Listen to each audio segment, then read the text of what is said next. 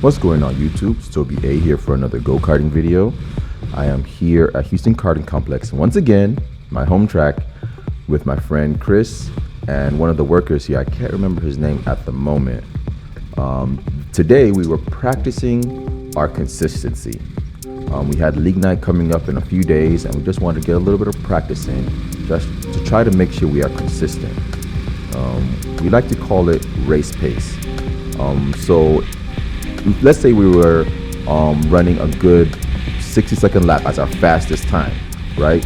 Race pace is literally trying to stay within about half a second of that every single lap.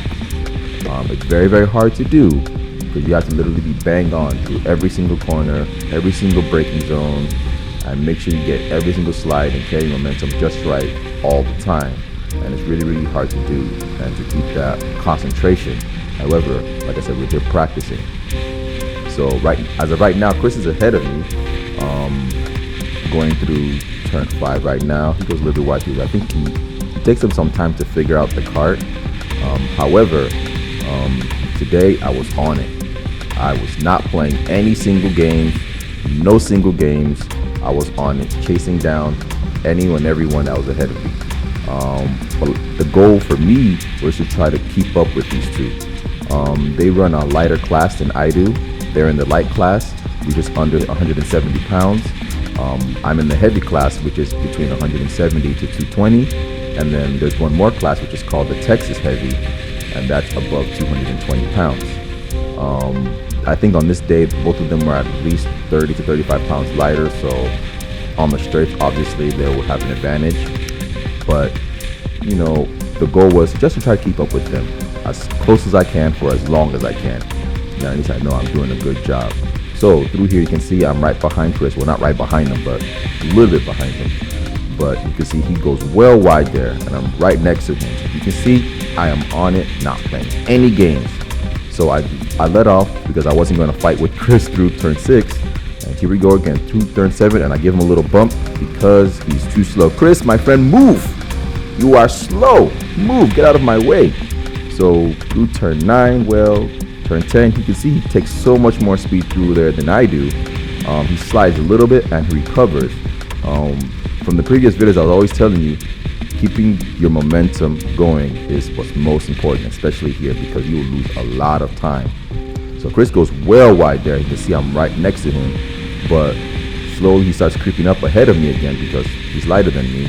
So I let off again for him to go ahead of me. So like I said, the goal wasn't for me to pass him. It was just for me to keep up with him. So since my concentration was on 110%, you know, I am literally capitalizing on every mistake that he could potentially make.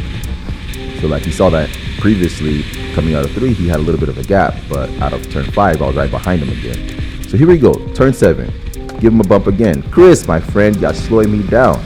I am on fire, move. So here we go, turn 9, again, done well. Turn 10, you can see how much of a gap he gets ahead of me coming out of 10. So in the back of my mind, I'm wondering, how is he doing it? But one thing you also have to consider that his driving style is a little bit different from mine, and I'm 30 pounds heavier than he is, so obviously our driving styles are going to be different. But you can see that his lines are a little bit different from mine, but for the most part, we end up being right next to each other, right, or me being right behind him, even though our lines are a little bit different. But that's just the way it is.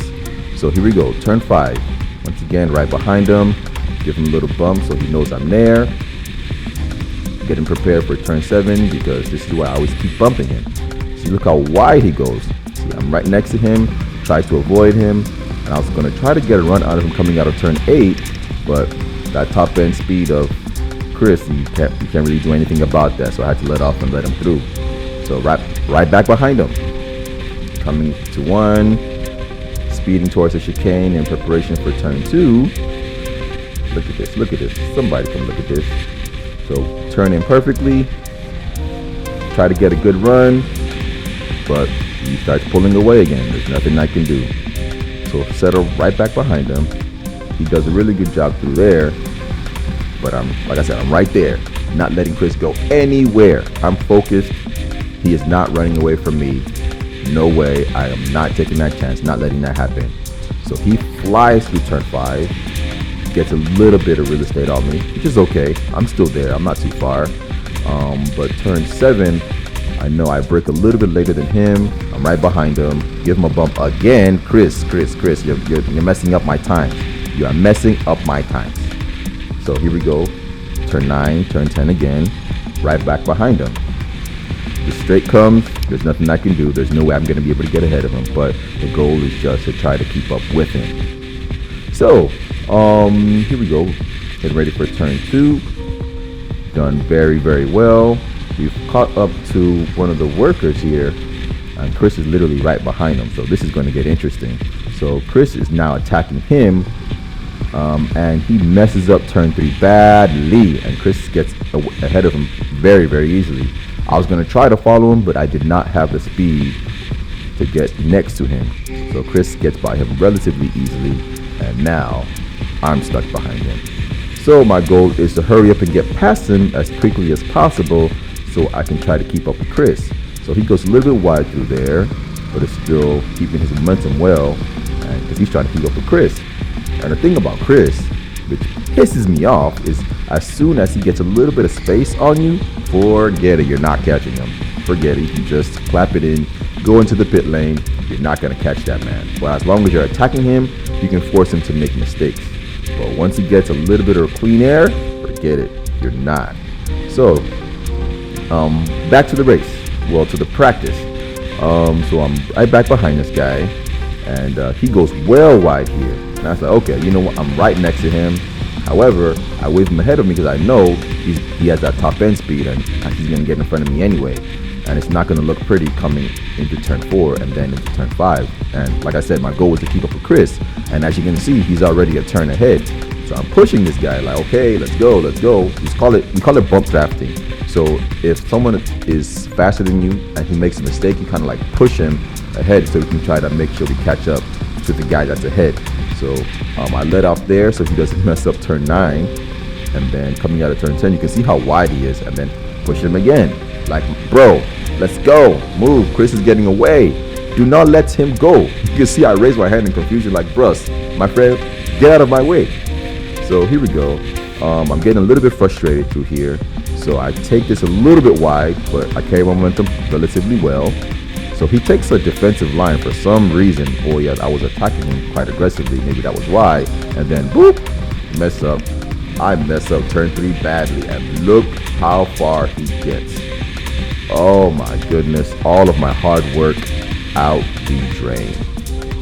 All of my hard work. But it's okay. He's not too far. I'm going to try to catch him. I'm going to try my best. You know, like I said, I'm 30 pounds heavier, so it's going to be very, very hard for me to catch him, especially with maybe about a good 2 to 3 laps left. Actually, it's pretty much impossible. There's no way I'm going to catch him, because I would need to be half a second or so faster, because he's about a good full second ahead of me. But like I said, my goal was just to keep that consistency.